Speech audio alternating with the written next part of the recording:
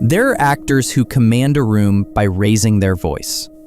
And then there's Cillian Murphy, who can make you forget how to breathe with nothing but a glance. Watch this scene from Oppenheimer. Not a single word is spoken, just those piercing blue eyes staring into the abyss as flames engulf his vision of the future. No dialogue, no screaming breakdown, just silence so loud it rattles your chest. That's the Cillian Murphy problem. He doesn't act, he haunts. Christopher Nolan admitted to The Guardian he kept inventing excuses to make Murphy take his glasses off during close-ups in Batman Begins. Danny Boyle gave Murphy's right eye a solo close-up before revealing the rest of his face in 28 Days Later. There are entire Tumblr pages dedicated to cataloging every blink, wink, and thousand-yard stare this man has ever committed to film.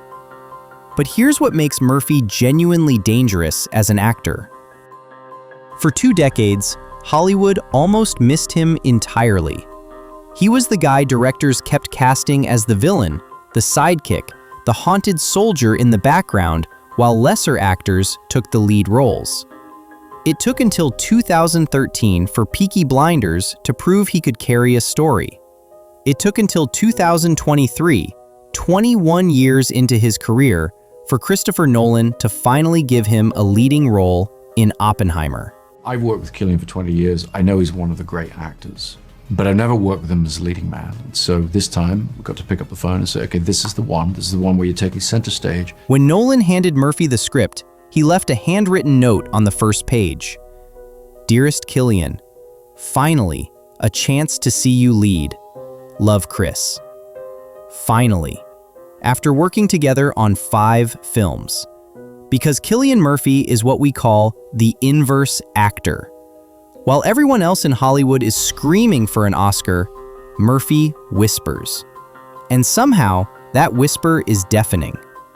He's spent 30 years proving that silence isn't the absence of acting, it's the most powerful form of it. And before we dive into how he did it, drop a comment right now and tell me, what's your favorite Cillian Murphy performance? Tommy Shelby? Oppenheimer? Or one of those overlooked early roles that deserved more attention? Let me know, because I want to hear which version of the inverse actor hit you the hardest. Let's start at the beginning. Back when Cillian Murphy was just another promising young actor with a face that looked like it was carved by someone who'd read too much Gothic poetry. It's 2002. And Danny Boyle casts this Irish theater actor in 28 Days Later, a post-apocalyptic zombie film shot on digital cameras with a budget so small they had to shut down London streets at dawn just to afford the empty city shots. Boyle opens the film with a close-up of Murphy's right eye, just the eye, filling the screen. It's the first thing the audience sees, and it's deliberate. Boyle understood that Murphy's eyes could carry a scene before the rest of him even showed up. The film works because Murphy plays Jim as gentle and deeply human in a world that's become inhuman.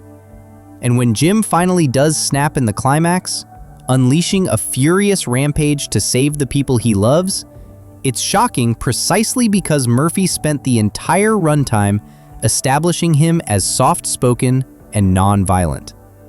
28 Days Later should have been Cillian Murphy's breakout leading man moment. It was a critical and commercial success. Murphy carried the entire film on those slim shoulders and that haunted stare. But here's where Hollywood made its first mistake. Instead of recognizing Murphy as a leading man, the industry looked at his sharp cheekbones and intense eyes and decided he'd make a perfect villain, or a sidekick, or a traumatized soldier with 3 lines. Anything but the star. So for the next decade, Murphy became one of the most talented actors in Hollywood that nobody was putting front and center. He played Scarecrow in Batman Begins, delivering one of the most unsettling villain performances in superhero cinema with nothing but a burlap mask. Brilliant. But never the lead. In Red Eye, he played a charming terrorist. In Sunshine, a physicist on a doomed space mission. In forgettable thriller after forgettable thriller, Murphy would show up, deliver a masterclass in restraint, while everyone around him was acting like they'd just discovered emotions for the first time, and then disappear back into the margins.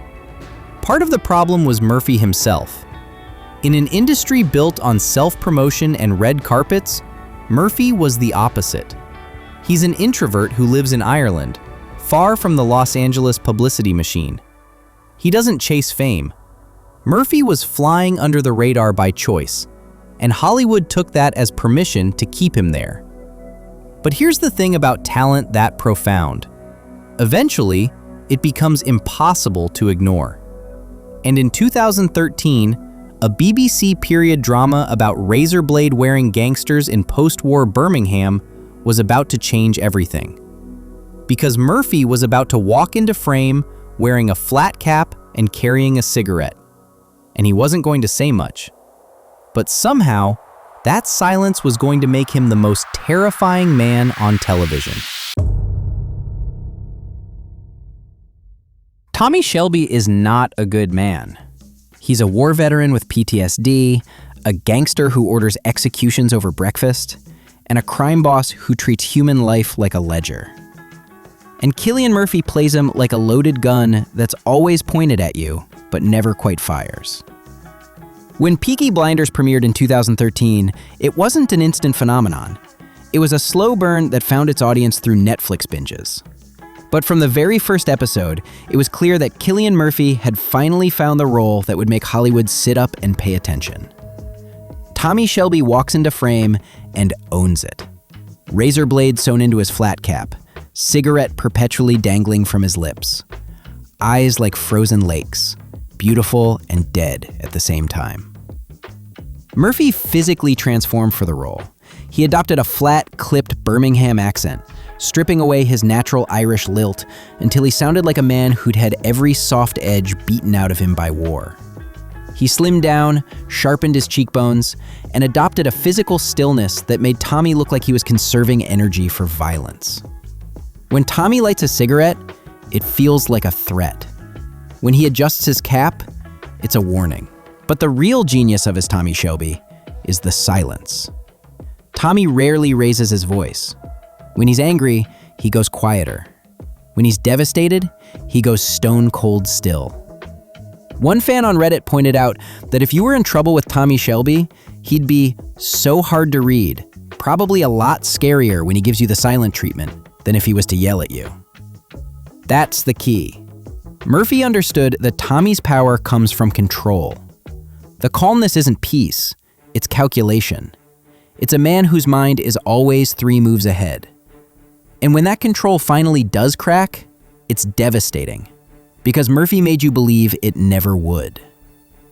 There's a scene in Series 3 where Tommy stands alone in a field, gun to his own head, the weight of his decisions finally crushing him. Murphy plays it without theatrics, without sobbing or screaming, just exhaustion. Just the quiet realization that he can't keep carrying this weight. And then he lowers the gun. Not because he's found hope, but because he's too stubborn to quit. The performance is all internalized. Tommy's PTSD isn't played as flashy breakdowns. It's in the way Murphy's jaw tightens when someone mentions the war. It's in the distant look in his eyes during family gatherings, like part of him never left France. Murphy never lets you forget that Tommy is fundamentally broken. But he never uses that brokenness as an excuse. Tommy weaponizes his trauma. He turns it into armor. By the time Peaky Blinders wrapped in 2022, Tommy Shelby had become iconic. But it was Murphy's performance that made it all land. He gave Tommy Shelby a soul, even when the character was doing soulless things. And more importantly, Peaky Blinders proved what a handful of directors had known all along. Cillian Murphy could lead. The world was finally catching up. But there was one director who'd been watching Murphy for years, casting him in film after film, always in the background, always supporting. And he was about to do something he'd never done before. Something that would change everything. Christopher Nolan has a type. He loves actors who can convey entire universes of thought with nothing but a glance. It started with a photograph. Before they ever met, Nolan saw a photo of this young Irish actor and was immediately struck by what he would later describe to Entertainment Weekly as Murphy's crazy eyes. That single image was enough. When Murphy auditioned for Batman in Batman Begins, he didn't get the part, but Nolan was so impressed that he immediately thought of another role, Dr. Jonathan Crane, the Scarecrow. Yeah, first met him, he screen tested for Batman. And I think we both kind of knew he probably wasn't right for Batman, but his test was so exciting that the studio was okay for me to cast him as the villain. Scarecrow. Murphy made him iconic with almost nothing to work with. The burlap mask covered most of his face, leaving only his eyes visible. And those eyes did all the work. He's here. Who? The Batman. When Scarecrow confronts his victims under fear toxin, Murphy's eyes go wide, unblinking, and utterly inhuman. He doesn't snarl or cackle. He just stares, and it's nightmare fuel. Nolan took note. He brought Murphy back for The Dark Knight and The Dark Knight Rises, not because the story demanded it, but because Nolan simply loved working with him. These weren't substantial roles. These were Nolan saying, "I want you in my films, even if it's just for a scene." The real evolution came with Inception in 2010. Murphy plays Robert Fisher, the emotionally damaged heir to a business empire. For the first time in a Nolan film, Murphy isn't playing menace. He's playing raw, aching vulnerability. In the film's emotional climax, Fisher confronts a dying projection of his father. When Fisher finally hears, I was disappointed that you tried. Murphy's face crumbles. Not into histrionics, just a quiet, shattered acceptance of a lifetime of inadequacy. By Dunkirk in 2017, Murphy played a shell-shocked soldier with trembling hands and distant eyes, making you understand that this is what survival looks like when survival costs everything. 5 films, 5 completely different roles. Each time, Murphy proved he could inhabit any corner of Nolan's universe. Nolan admitted to The Guardian that Murphy has the most extraordinary eyes, and confessed he kept trying to invent excuses for him to take his glasses off in close-ups. And each time, Nolan must have thought, this man could lead one of my films. And after 5 collaborations, after watching Murphy disappear into villains and victims and traumatized soldiers, Nolan knew what he had to do. He had the perfect story, the ultimate role. A character so complex, so morally ambiguous, so intellectually demanding, that only one actor could possibly pull it off. That story was Oppenheimer. But what Murphy was about to do with that role would require a level of sacrifice that would leave his co-stars speechless. A physical transformation so extreme that Emily Blunt would describe it with genuine concern, and a performance so devastating that it would do something Hollywood thought impossible: make theoretical physics feel like watching a man's soul disintegrate in real time.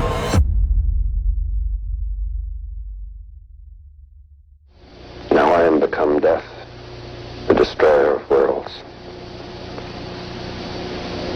I suppose we all thought that, one way or another. J. Robert Oppenheimer is an impossible role. He's a theoretical physicist, a womanizer, a communist sympathizer, a genius, and a martyr, existing in nearly every frame of a 3-hour biographical epic. Christopher Nolan needed someone who could carry moral ambiguity in their eyes, Someone who could show you a man drowning in his own creation without ever screaming about it. He needed the inverse actor. Murphy lost a dangerous amount of weight to play Oppenheimer. Emily Blunt revealed to People magazine that Murphy could only eat like an almond every day. He was so emaciated. Yeah, I mean, Oppenheimer didn't eat. He just smoked cigarettes and drank, and I don't think Cillian drank, and I don't think he smoked cigarettes. He just didn't eat anything. Murphy gave Nolan exactly what the role demanded. Hollowed cheekbones, sunken eyes, a frame that looked like it might collapse under the weight of its own conscience. Murphy spent months in research, studying Oppenheimer's mannerisms, consulting with physicists to make the technical dialogue sound natural rather than recited. And then there was the Dutch. Robert Downey Jr. revealed that Murphy spent his days off learning something like 30,000 words of Dutch for a single scene. Well, he's like, I'd love to like party, but I have to learn a lecture in Dutch. Downey was floored. I have never witnessed a greater sacrifice by a lead actor in my career, he said. Florence Pugh told People magazine that working with Murphy was a masterclass. Every single day he shows up, knowing every single possible way to bring this character to life. There's a reason why he is one of the greats. But all the preparation would mean nothing if Murphy couldn't deliver the performance itself. And in Oppenheimer, Murphy does something only a handful of actors could pull off. He makes intellect cinematic. Watch the early Berkeley scenes where Oppenheimer is teaching. Murphy doesn't play him as detached or cold. He plays him as electric, almost manic. A man so in love with physics that he can barely contain himself. Then watch how that energy curdles as the film progresses. Murphy lets Oppenheimer's fire dim scene by scene, replacing it with something colder, calculation, justification. There's a scene after the Trinity test where Oppenheimer stands before a cheering crowd. Murphy stands at the podium, attempting to give a victory speech, but he can't. His voice shakes, and then the sound drops out. Murphy's eyes widen as Oppenheimer has a waking vision of flesh melting off the people around him.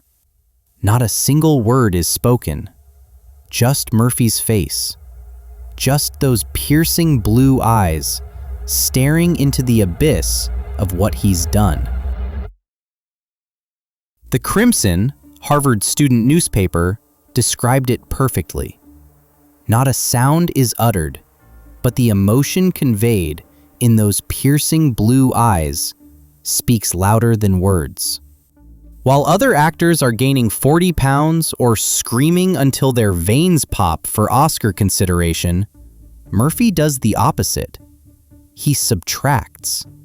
He removes every unnecessary gesture until nothing remains but truth.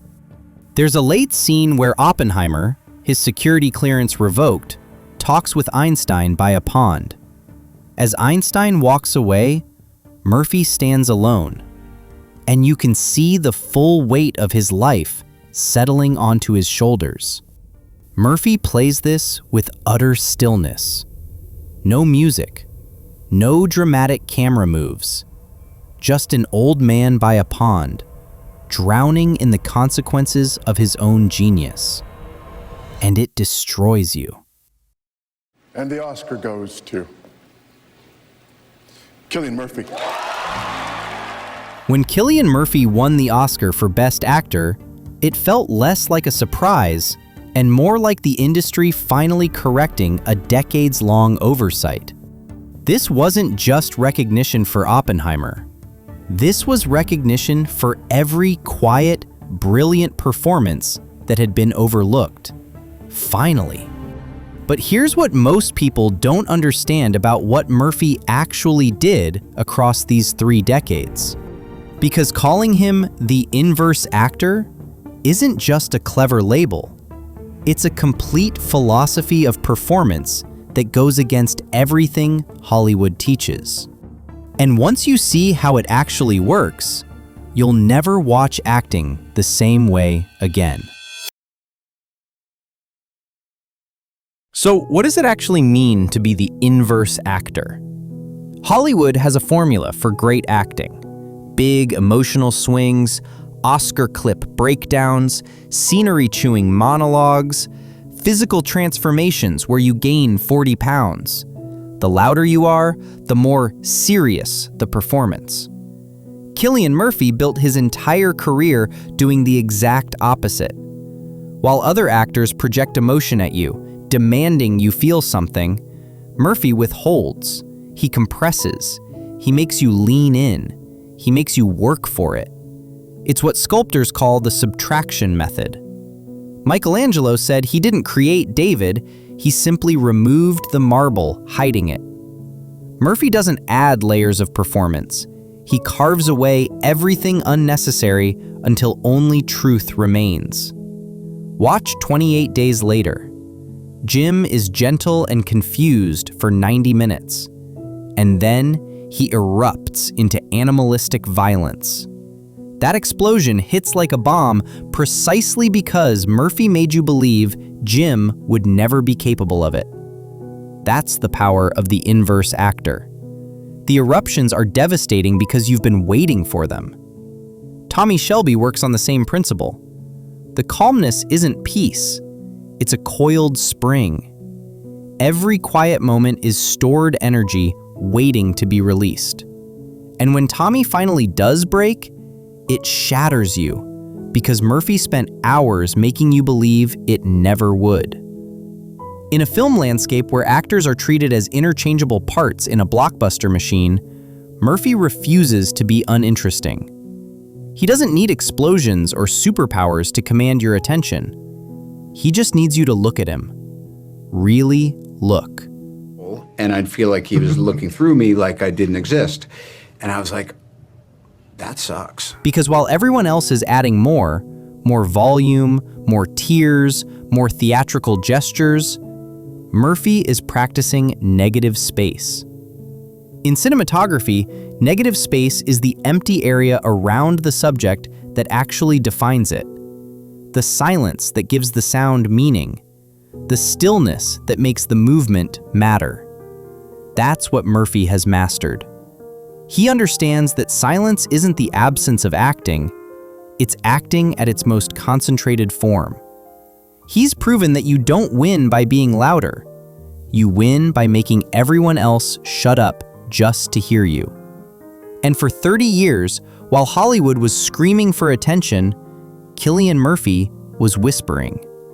And somehow, that whisper became deafening. But here's the question nobody's asking.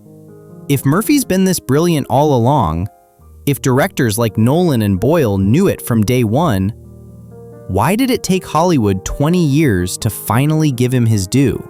And more importantly, what does that say about what we actually value in performances versus what we should value?